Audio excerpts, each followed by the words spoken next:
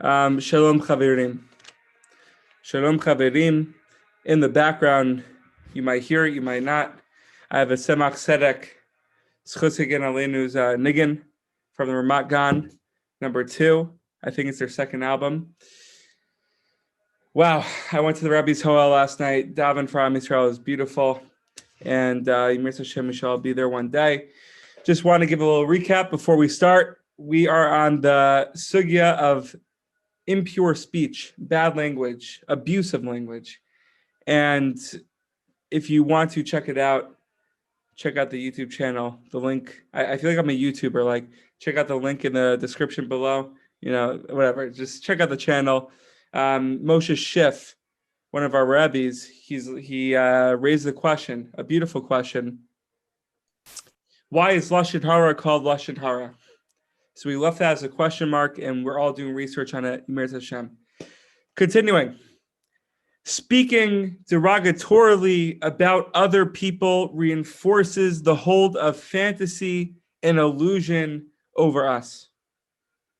When people use bad language and speak derogatorily about others, their spiritual awareness and understanding are withdrawn from them, and they fall from the love of God and descend into animalistic passions and desires. So clearly, Rabbi Nachman is stressing to us that language is a powerful tool, both for the good and for the bad. Right now, we're talking about the bad.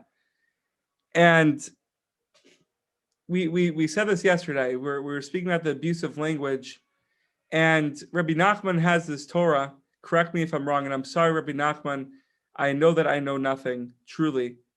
Okay? And if I get a word wrong or I misinterpret your Torah, please forgive me. But Rabbi Nachman, I think, said somewhere, if you lie to yourself once, okay, you still know the truth. But if you lie to yourself repeatedly, that lie will become the truth to you. Same too with language. The more we abuse our language, the more we speak derogatorily towards other people, right? It will create falsehood in our minds, in our heads. And like Rabbi Nachman said, will fall spiritually, will lack spiritual awareness and understanding, and fall into animalistic desires and passions. The source of these passions and desires is man's faculty of imagination, which is part of his animal nature. Imagination feeds on falsehood and slander and is directly opposed to the faculty of memory with which we keep our true situation in this life and our eternal destiny in the forefront of our minds. Right? So, a lot of words there. The way I interpret it, maybe you guys could interpret it a different way. But we're speaking about falsehood, we're speaking about imagination, and how the more we use our speech in a bad way,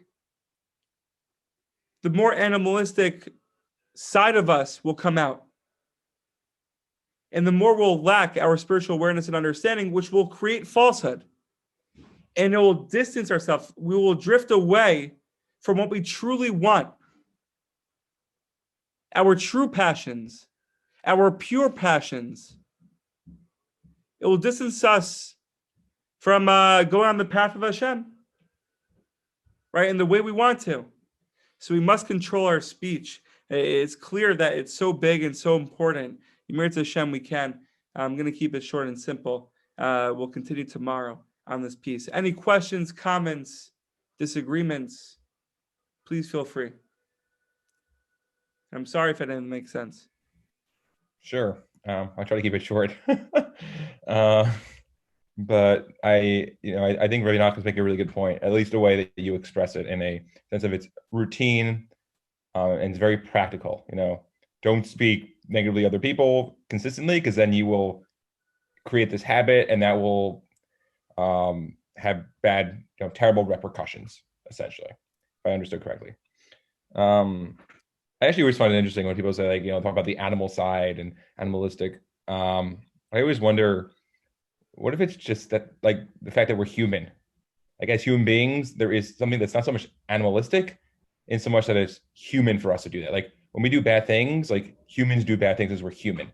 Because we have cognitive ability and our brains work very well, like we will rationalize things. Like studies have found that like when we like if you find a wall on the ground, intuitively you or instinctively you'll return it. Once you start rationalizing it, you'll more likely to take it to go, make an excuse. So I wonder if, so much analytic, more in the sense that it's so much about like being cognitively aware of Hashem and God, and more not so much reverting to animalism, but more and not so much being human, but more like awareness of spirituality and Hashem and the divine reality, and therefore it's not so much animalism as so much it's humanity. I don't know if that made any sense, but I think it's like I think that when it comes to that dichotomy, I think we should just recognize that we're human, even though this might go against some rabbinic literature. We're human. Humans are jealous. They do bad things. It's not so much animalistic as it's just human. I guess animalistic is human too, whatever. But it's more like looking to be aware and reflect, which is something about something that you have with cognition. So there is something the brain does that it has good and the bad, and being cognizant of it can do be beneficial and advantageous and good for society. Sorry that ranted a little long. I don't know if that made sense though. No, it totally makes sense. Yeah, like I don't think like this piece specifically is the root. Like you could only start off with this piece and expect yourself to just use good language. Like there's more under it, which will enable this, which will allow you to recognize this and be aware of this piece more and more. You know what I'm saying? I don't know if that made sense.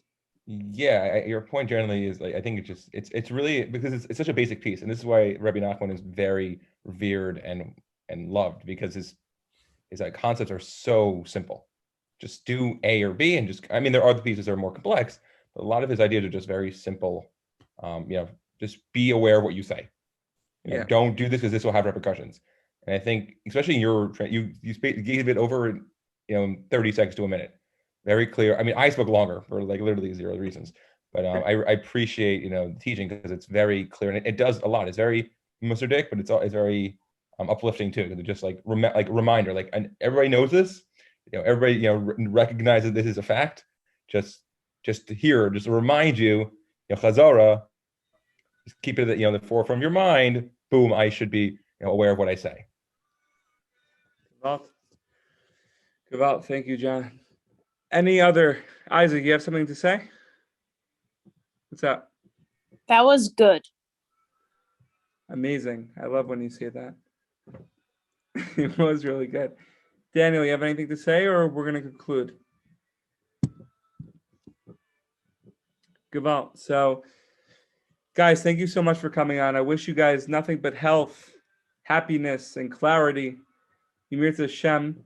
We should be successful in wherever we are, whether we're in Teaneck, New Jersey, in Yeshivas Naim, whether we're Shana Bet or Raita, whether we're in IDC getting ready for Pesach.